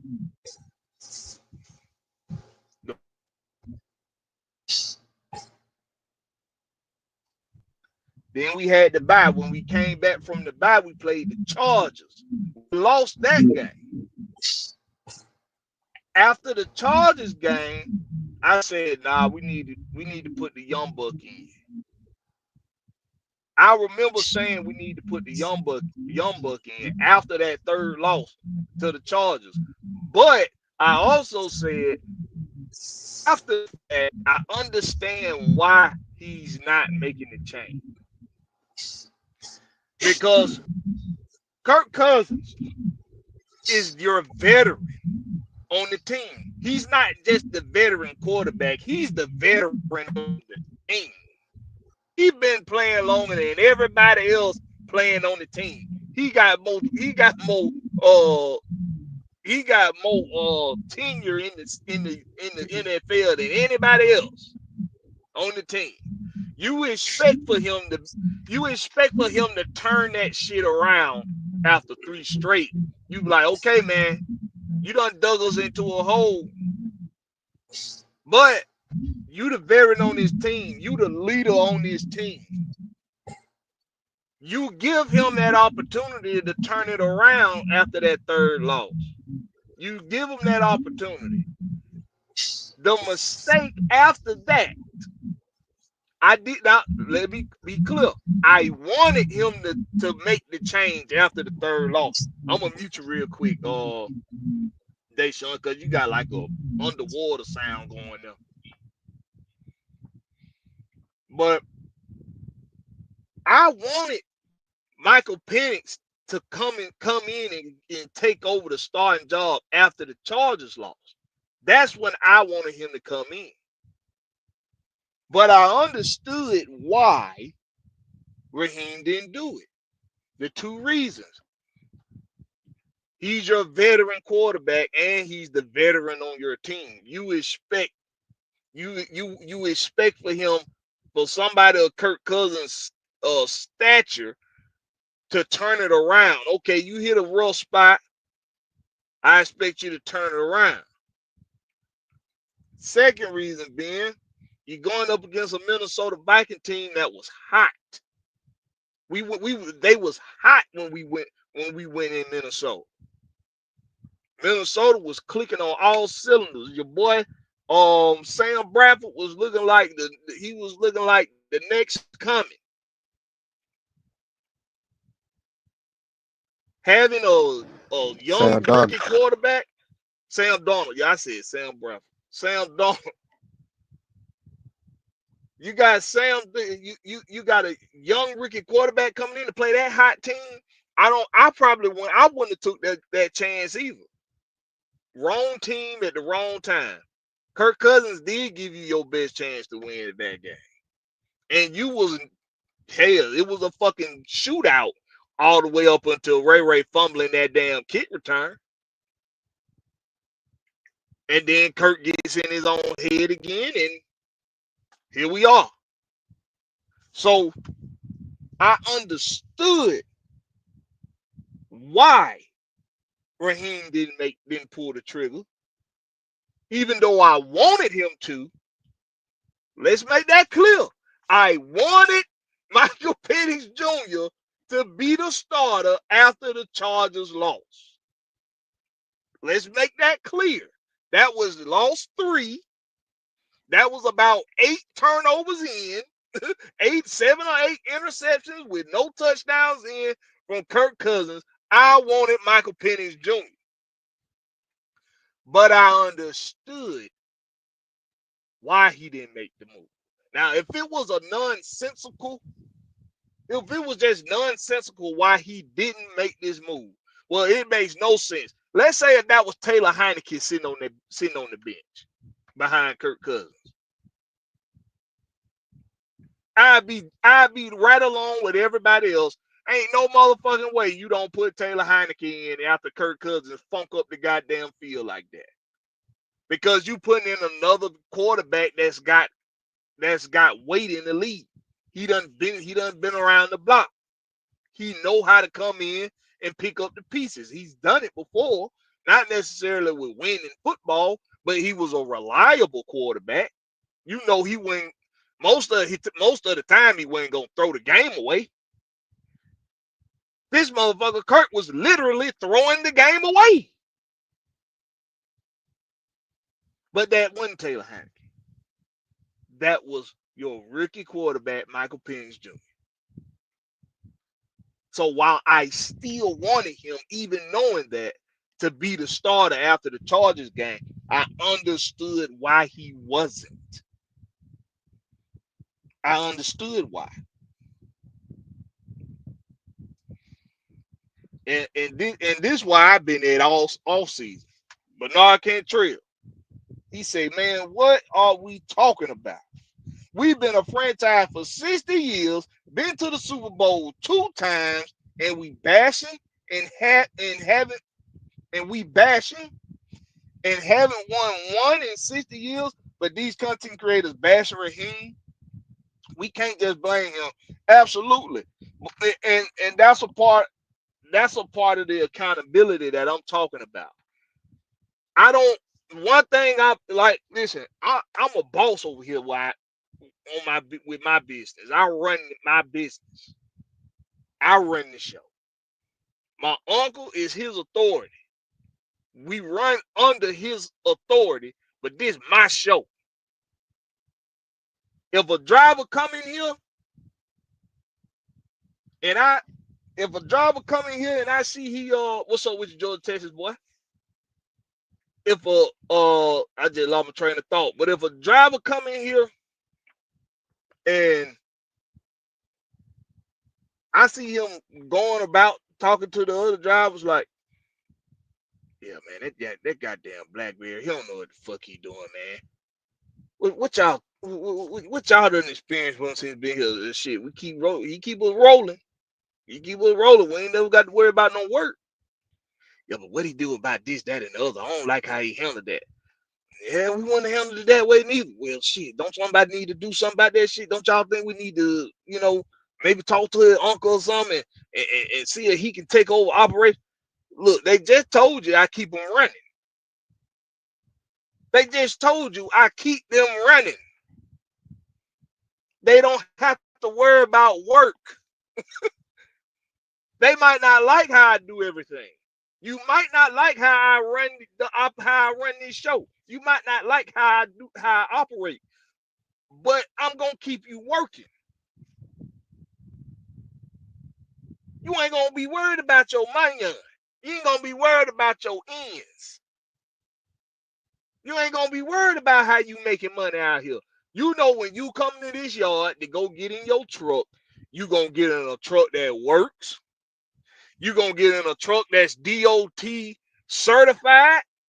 You gonna get in a truck that's gonna get the work done, and it's gonna have work for you to do.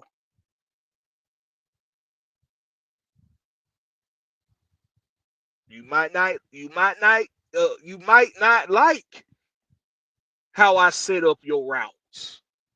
You might not like that I might send you to Jefferson and then cross over to Athens. You might not like that.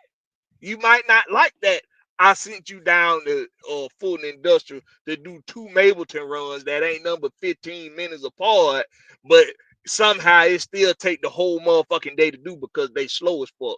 You might not like that I sent you down there to do that, but you know you done made your money. I know I done made my money. You know you gonna be able to pay your rent or your mortgage. You know you gonna be able to feed your kids. You know you gonna be able to keep your wife happy. You know you're going to be able to pay your tithes.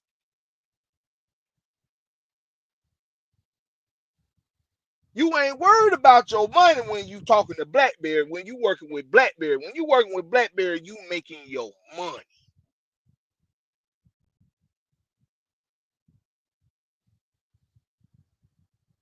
You ain't got to like how I run the show.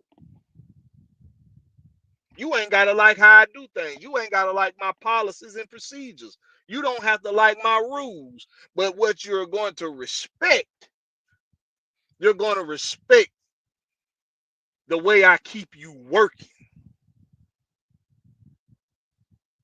When you call at 2 o'clock in the morning because a lump of service asking for more money than what you willing to pay, you know I'm going to spot you the difference. I'm just going to take it back out your settlement. You know, if you call me at 2 o'clock in the morning because a lump of service saying that they not going to pick up a pallet that turned over because they don't pick up pallets off the trailer, which is the dumbest fucking shit I ever heard a lump of service say. That's literally what your fucking ass do. I'm gonna be like, cool, let me get a lump of service on the phone that don't mind coming out there and straighten it up. If I can't get somebody on the phone, I guess I got to come put on I guess I got to make my way over there to help you pick up this pallet if you think you need help. Whatever the case is, I got your back. I got your back, and I'm gonna make you your money. You ain't gotta like how I do everything, but you know you gonna make your money. The reputation Raheem Morris got across the league in football in general. I want everybody to hear me well when I say this. Everybody you got some guys keep asking, tell us what Raheem Morris does well. I've given examples of how he galvanizes a team together. I've given examples of how he goes and makes a unit better when he gets there from what it was the year before. He's been a part of making teams better in the areas that he's coached in, which is the defensive back group. And he's one hell of a leader of men. So what does he do well? Listen to me well when I say it. Because I know people tired of this Raheem Morris conversation. Like Larry say, he's sick of this shit. He's sick of talking about this shit. I'm sick of talking about this shit. But everybody who ear I got right now, I want you to hear me well when I say this. What he's good at, his reputation in football is giving players and coaches and executives. He's good at giving them what they need to help them make their money. That's all Jalen Ramsey telling y'all. When Jalen Ramsey say, yeah, he helped me understand a whole lot more from a different aspect of the game from a receiver perspective and a defensive back perspective. What he's telling you is he helped me know how to keep making money in the NFL. A lot of y'all fans still think Jalen Ramsey is one of the best corners in the league, even though he ain't. He ain't. But a lot of you still think he is. A lot of coaches still think he is. Well, actually, a lot of coaches probably don't still think he is. It's probably why ain't nobody trying to bang down the door to get him.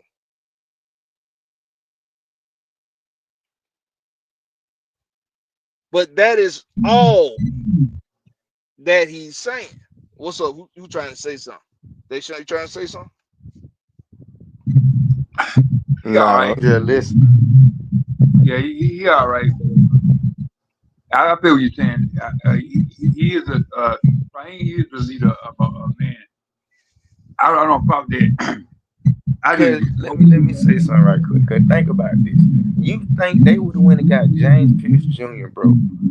After down on the whole NFL said in college football, all of a sudden came out the blue and started saying he had a character issue, and that a lot of teams scared to deal with him because they say he was uncoachable. If he was so uncoachable, why did the Falcons get him? You think Raheem ain't gonna coach that guy up to be a good character guy, as what they say he ain't? But to me, he is. He just his own person and ain't with whatever the NFL got going on. He just want to play ball. But they push the narrative like he was a bad person because he just himself. I'm not gonna say right. He ain't gonna coach him up. I say that Ali is. I say Ali. Raheem gonna give him some good encouragement, but coach him This, up. this Not, why I say Raheem because of what Raheem said about that he know that he's a good guy and he went to the extensive research on this dude. That's why he went and got him. well, I'm tell you something about Pierce. All this talking about he got attitude problem. The guy, I ain't gonna. I'm not gonna say that he poor hit it. The guy like to hit quarterback, and most people that like to hit quarterback do have a little problem. That's all you talk about hitting quarterback. Hey, I love that. Me and Joe Green like hit quarterback. He said he had a problem. What name? Taylor. LT. He love hit quarterback. They said he had a problem. I want mine had a problem on my team. Just let the man play football. Talking about he got emotional problems. Most people play football got emotional problems. That's why you play the game. That's on defense. If you on defense and you don't if you're not a little bit off, something wrong with you.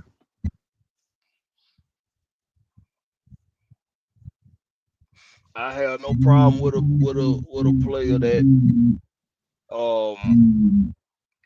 like James Pierce Jr. I have no issue with him as long as he knows that as long as he knows how not to cost the team money in games. Right. Don't cost us no money and don't cost us no games. And don't be Marlon Davidson. Oh Lord. Don't do that. Don't do that. And don't be sad.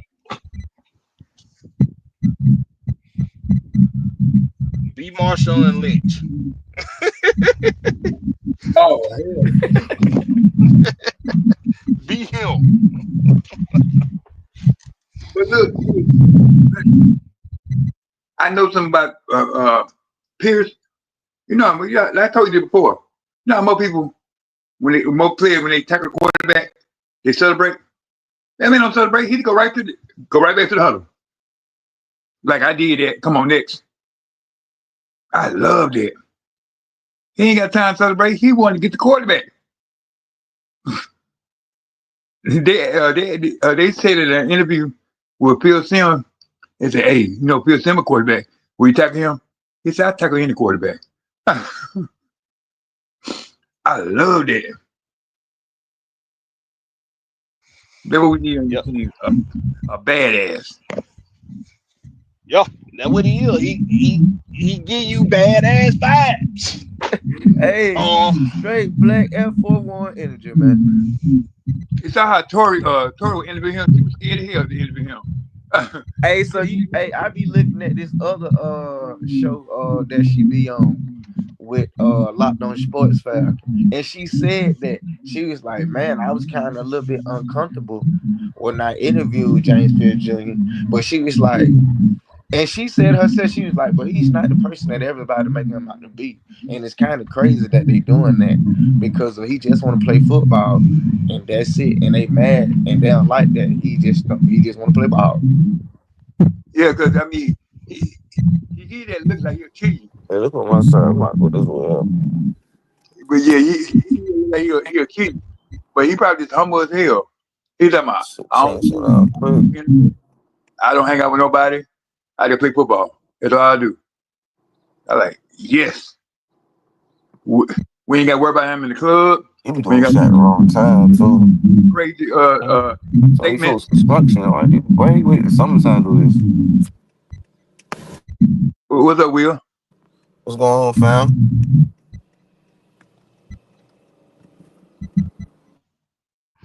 But yeah, William Amy, the hardest working man in Savannah. What's What's going going on? on with you, William? Not much. I'm just listening to what y'all saying though about the upcoming season.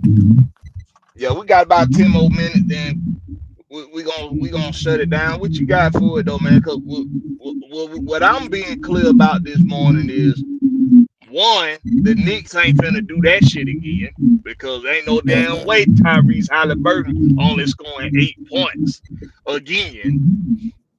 And I'm also being clear that Raheem Morris is the head coach for the Falcons.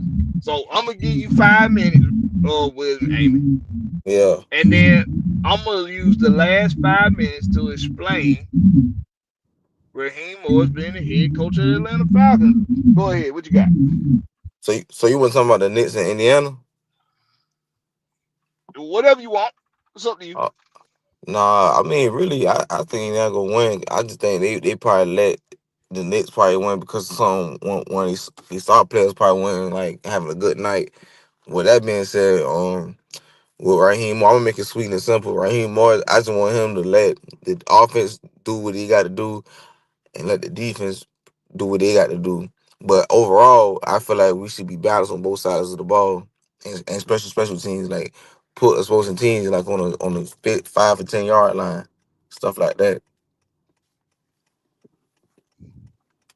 Yo, special teams play a big part, man.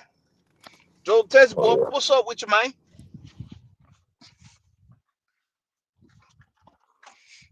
Is he there? Oh, he gone.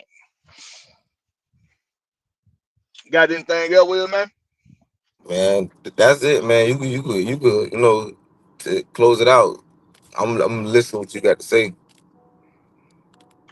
All right. Before I close it out, I'm gonna let Deshaun and Larry get their last words. You got anything y'all got anything y'all want to touch on real quick? all I want to say is it's gonna be a good year. We're gonna top the league. And hey man, everybody have a good day and everything. Just they have hope that Atlanta. No, I just say like that. Atlanta gonna win the division this year. I'm done. Hey, Georgia Texas boy, if you wanna come in real quick, come on. Hey man, I don't know what happened. It must have kicked you out. Go ahead, Larry. first I want to say, man, I graduated in the morning for HVAC, man. Then I'm Boy, finna go to the flag congratulations. football, man. Congratulations, boy. Congratulations. Appreciate that, man. Proud of you. But I want to say this, man. We're gonna have a damn show good defense this year. I'm down with to bet anything. We have a damn show good defense. I want to say that the offense is gonna be very explosive than what it was last year. And I want to say that I just seen that Z-Rod say they'll be running two bet sets where L. Jill and B. John be in the backfield. Rise up, man. Let's get it. Oh, you just had a press conference? Yeah, he did with I think they were from PLF or something like that. Where he said right now they doing installs where B John and Jill will be running two back sets. They'll be in the backfield together now. Cause he said they taking B John carries down way a lot. He'll be more receiving Exactly. than running. He said Exactly. Jill be touching the ball running more. That's what's best fit. Big John Robinson. We don't want him to be the workhorse. We want him to be spread out in the offense like they do Christian McCaffrey, and they just use And Tyler it Jill. crazy because that's the way exactly he said that B John and Kyle Pitts will be the more vocal point this year than anybody. Mm. So you think Drake London? You think Drake London he ain't gonna get no snaps like that? No, hell no. I'm saying he was Oh, saying that they gonna construct the offense through them to I where it can open up for everybody. I got you. That makes sense. That makes sense. And the one thing we got to sweep the division, man. I'm gonna say this again. You take care of the bit. You take care of the NFC South. Then you go to the playoffs. Just worry about sweeping the division. That's all I care about. All right. So I guess if Georgia Tech's boy ain't coming in, let me know if you're gonna try to come in tonight, Georgia Tech's boy, before I go on my soliloquy. Because I'm gonna close this thing out after I do. He ain't saying much. He ain't saying that. So all right.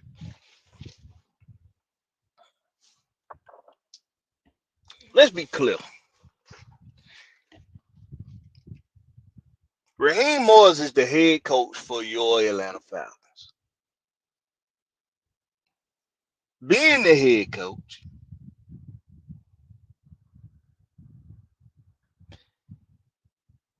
every coach under your authority is you are the superior of every coach. You are their superior. Zach Robinson, Marquise Williams,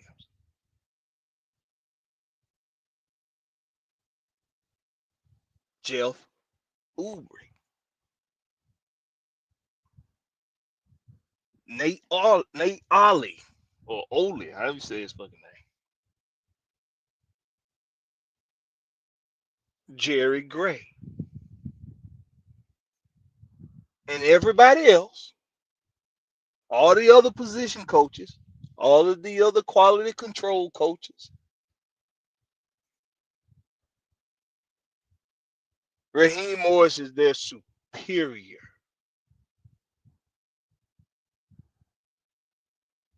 Ain't no same level, nothing.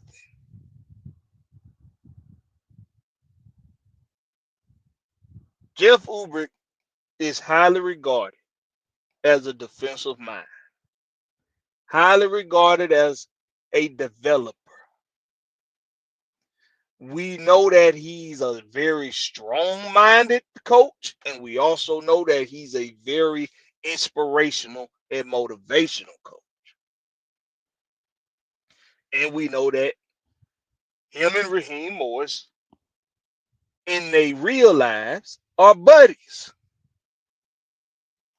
We know that they were here at a time of this franchise's moment when we were at our literal highest and lowest at the exact same damn time. They were here for that. I know that Raheem Morris isn't as likable as Jeff Oubre to a lot of this fan base. Not most of it, but to a lot of it.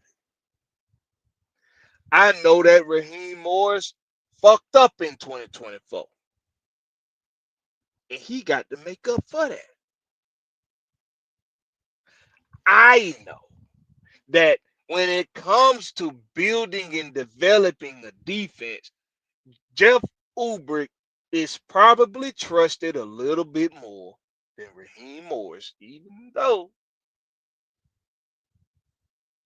Raheem Morris is fresh off of a defensive coordinator job where they won a Super Bowl. And yes, they had Aaron Donald.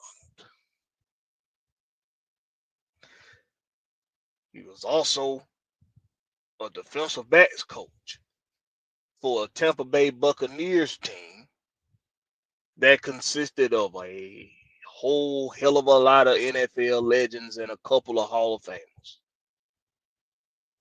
He also was a part of a coaching staff of a defensive group in Tampa Bay with a Warren Sapp on the team and a John Lynch. When John Lynch, I think John Lynch was still there. I think he was still there in 2002. That was it 2001 or 2002?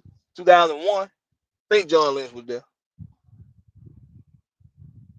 He's been on some defenses that have a whole hell of a lot of talent and a whole hell of a lot of tutelage to be able to pass on to a Raheem Morris, a young Raheem Morris then, who still full coach coaching life still fairly young. So he's been coaching 20 years. You don't get this long at this level and get a head coaching position and it's not warranted. It's a you want I give these reasons one more motherfucking time. He's a leader of men. How do we know that? Because he's led grown men to very high places in the NFL. He's revered and talked about in a manner of which a lot of players and coaches and some executives, he's referred to in regard of a manner of which he knows how to tell you what you need to hear to make you better. Let me say that one more motherfucking time. He's revered and acknowledged as a coach that knows how to tell you what you need to hear to make you better. And when you put that in a team, when you put that on a team, to when you come back to a Tampa Bay Buccaneer team that fell to 19th in the league, and you help bring that defense back into the first, being the first, the best defense in football when you come back, that's showing somebody that knows how to rally and galvanize grown men together to play with one another, to bring the best out of them. He ain't here for X's and O's. He ain't here for X's and O's. He's here because he knows how to lead. Your president of your United States right now know diddly shit about fucking politics outside of what somebody tell him on his team. But he's leading this fucking country, whether we fucking like it or not. Bill Bingo. Belichick, Bill Belichick was a fucking hard ass that a lot of people would walk onto a goddamn field that he's standing on and regret that shit because he finna chew your motherfucking ass out for every single minute thing you do wrong. But in January, you gonna respect the shit out of him because you probably just won a fucking championship. Pat Riley, players hated him until they didn't no more because he made them money. He got them paid. He got them championships. It's always going to be something about a leader of men that's going to rub fans the wrong way because when you're somebody that stands on who you are, that's why earlier when Deshaun said he thought that maybe the Falcons didn't pull that Raheem didn't pull that trigger because he wanted to save face. I know that ain't what it was. You think he give a fuck about saving face? He's a part of the damn team that guaranteed a statuesque 12-year coming off of Achilles torn, statuesque white boy quarterback $100 million, and then turn right around and drafted a quarterback in the first round. They don't give a fuck about saving face. They don't give a fuck about looking goofy. They don't give a fuck about looking stupid. They don't give a fuck about that shit because everybody falling for the pump fake anyway. We done pump fake this motherfucker so motherfucking good with Kirk Cousins, and Raheem been a part of this process. We done pump fake this shit so fucking good. That motherfucking defender done jumped through the goddamn rafters. We got all day to shoot this motherfucker because the pump fake is real. Everybody done fell for this shit, even our own fucking fan base. Even other fans of other teams are recognizing that this is a fucking smoke screen with Kirk Cousins. But our own fans, we can't see it because we too damaged by these Falcons. Ain't no fucking way we this damn diabolical. Ain't no fucking way. Ain't no fucking way we this goddamn smart. Ain't no goddamn way we got this damn white boy to come in here and pretend to be Kirko Chains and to give us all this goddamn support and then take all this heat after what done occurred in 2024. Ain't no way we talked him into that shit. Kirk Cousins don't give a fuck about that shit, y'all. Kirk Cousins is sitting at his house, watching his big screen, letting his white lick his feet, suck on his wee wee, and he don't give a fuck what none of y'all say. He ain't listening to y'all. Just like Raheem Morris ain't listening to a goddamn thing no fans say. He might hear it, but he ain't listening to it. Shout out to Because Blakberry. because all this shit is a pump fake. All of it.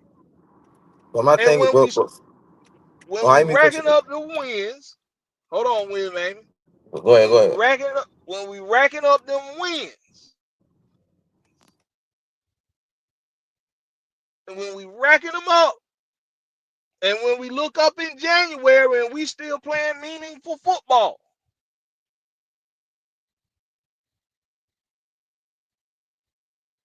it's gonna be a whole lot of motherfucking Michael Jackson motherfuckers around this motherfucker boy. It's gonna be a lot. I know a lot of y'all motherfuckers gonna be moonwalking. I'm gonna go get some moon boots for some of y'all motherfuckers. I know y'all gonna be moonwalking like a motherfucker. Well, shit, I did say I wanted them to win to succeed. Yeah, but not after you had a grave dug halfway for 'em. Listen. I ain't let nobody off the motherfucking hook come January. Nobody. Just remember, Blakberry waiting in the distance. I'm waiting in the shadows for y'all motherfuckers. I'm waiting. And I ain't letting nobody get off on this shit. Y'all gonna feel me in January, boy, just like y'all about to feel these Falcons. Ooh, y'all better hope. Y'all better hope something real drastic happen to Black. Y'all better hope Blakberry's tongue get ripped out his fucking mouth. Y'all better hope my jaw collapse. Y'all better hope something happen to me because I ain't letting nobody off the hook for this shit. We Nobody. can. We But yeah, but only thing I'm gonna say is, What you man, got, Will? they might What you well got? just they might well just at this point, bro. Like I'm being honest, they might well just move on from Kirk Cousins because my thing is, Raheem, you knew this man wasn't gonna come to them OTAs. That's gonna be a distraction to the locker room and everything. The players don't even care about him no more. They If you already think said my that's a dependence on our distraction, quarterback. if you I think that's a mean, distraction to the locker room, that curtain show at OTAs, y'all going for it too. no, I mean, but I'm just saying though, I just feel like my thing is why keeping him, like, you know what I'm saying, like he lied to our fans, you know what I'm saying, about him being hurt, and the coaching staff knew about it. So my thing is, y'all need to suck it up, be men, just like, hey, we Raheem Morris say, hey man, we moving on, we got our quarterback, our franchise quarterback, and just cut him. I mean, let him just eat the dead cap, or trying to give him a trade partner before training camp get around, because at this point I'm just done with the shenanigans with Kirk Cousins. He's a arrogant piece of shit. And he robbed every NFL organization. Why you think Minnesota got rid of his ass? You think they was gonna keep paying him? And the Commanders, was last with Redskins, they got rid of his ass because he ain't had one playoff win. He's not a good quarterback.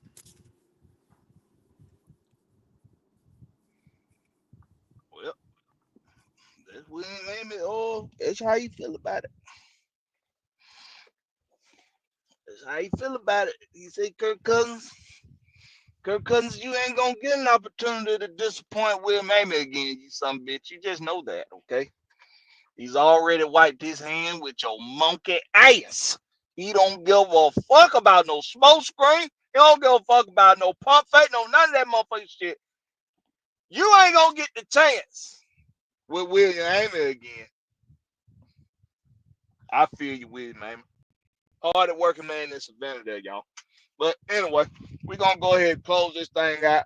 Appreciate Larry for coming through. Deshaun Caldwell, All right, Georgia my boy. Texas boy, William Amy, man. I appreciate y'all coming through. Y'all know how we do it when we do it. When the link is dropped, tap the link. I want to hear from the fans. Now, this wasn't fan speak. This was Let's Be Clear. Usually on Let's Be Clear, I just get some shit off my chest and let y'all know what I'm being clear about. But I guess I just been in the spirit of giving lately. Hey, real quick. I'm going to put this in the hands of William Amy. You there, William? Can you hear me? I can hear you. I'm listening. I'm trying to do something special for my fans. But I'm gonna put it on you for it to get kick started. All right.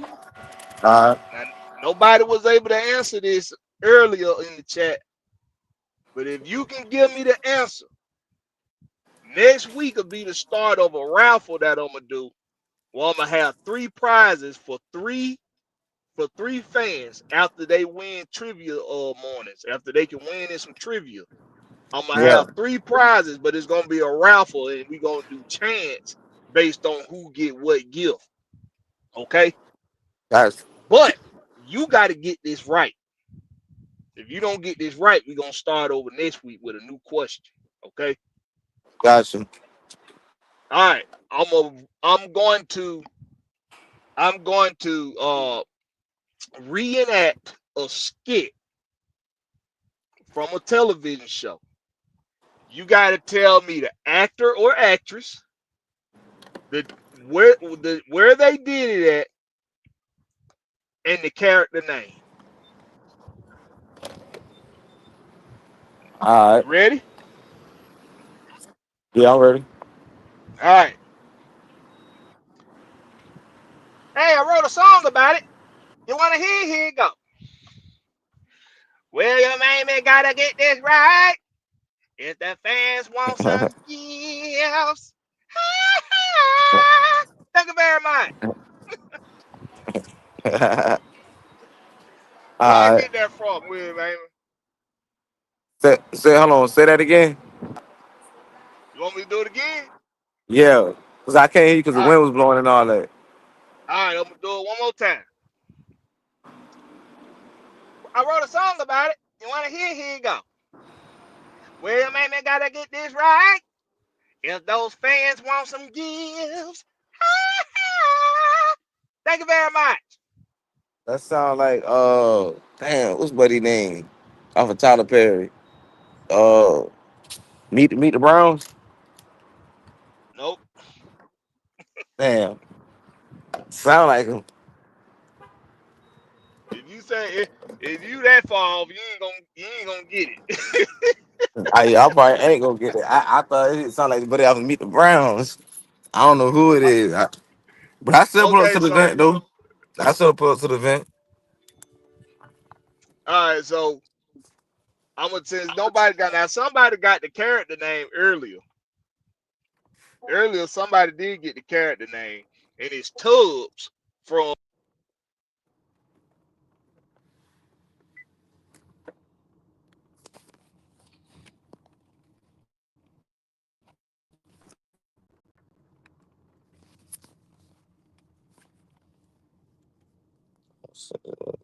Calhoun Tubbs. That was Calhoun Tubbs on In Living Color, played by David Allen Oh, Greer. okay. Yeah, Okay. played by David Allen Greer. Yeah.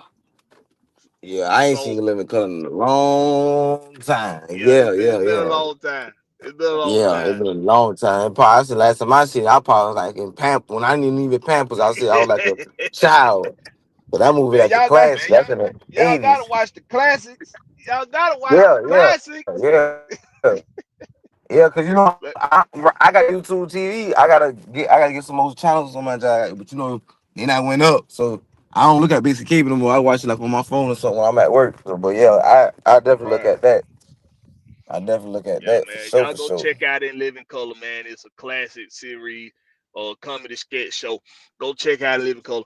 Appreciate everybody coming through. I got King Rich in the back, but we about to hang this up, King Rich. I bring you on the when we close out. Uh but Yeah, I appreciate see you at the event, man. If you ain't mad, Mike, and y'all team up again, I'm definitely gonna be there this year. I'm in the books right now, so like I said, I'm just studying for my military test. So, but I'm definitely gonna be there though, for sure, for sure. and man, good luck on that, man. Shout out to do your thing, man. Stay dialed Yes, in. sir. Yeah. Yes, We'll sir. see you when we see you. Yes, Appreciate sir. everybody for coming through. Y'all make sure you kiss your mamas, hug your mamas if you still got them. Be a good person, do the right thing.